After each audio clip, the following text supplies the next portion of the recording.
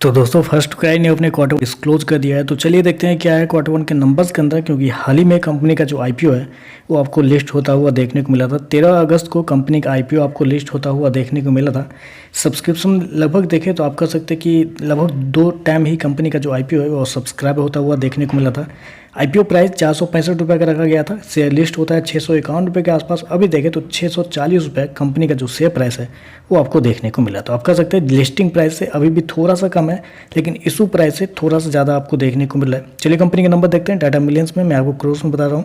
तो देखिए पिछले क्वार्टर में कंपनी 1666 करोड़ के आसपास का रेवेन्यू जनरेट किया था ऑपरेशन के थ्रू। पिछले साल देखें तो 1406 करोड़ के आसपास, जबकि अभी देखें तो बढ़ के 1652 करोड़ कंपनी का जो रेवेन्यू है वो आपको जाता हुआ देखने को मिल रहा है। तो साल से साल देखें तो साल से साल कंपनी के रेवेन्यू के अंदर लगभग आप बोल सकते हैं कि 20% के आसपास की तेजी आपको देखने को मिल रही है। वहीं अगर क्वार्टर जाते हैं तो क्वार्टर कंपनी के रेवेन्यू के अंदर एक हल्की सी गिरावट आपको देखने को मिले।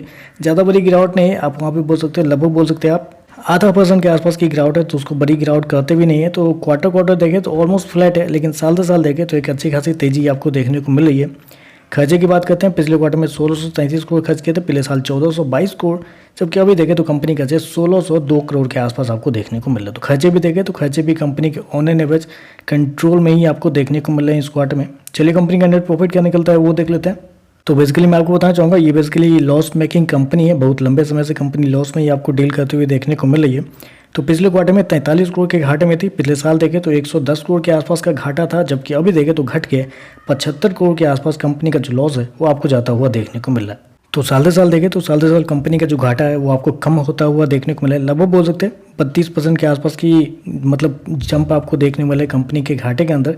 कंपनी का घाटा साल से साल कम होता हुआ देखने को मिला है, जबकि क्वार्टर जाते हैं तो क्वार्टर कंपनी का जो लॉस है वो आपको बढ़ता हुआ भी देखने को मिल रहा है। ईपीएस की बात कर लेते हैं तो देखिए पिछले क्वार्टर में कंपनी का ईपीएस ₹1.17 माइनस का, पिछले साल ₹2.04 माइनस का, अभी देखो तो ₹1.28 माइनस का आपको देखने को मिल रहा है। तो ओवरऑल अगर नंबर को मैं समराइज करूँ तो देखिए साल से साल कंपनी के नंबर अच्छे आपको देखने को मिले। कंपनी के रेवेन्यू के अंदर 20% के आसपास की तेजी है।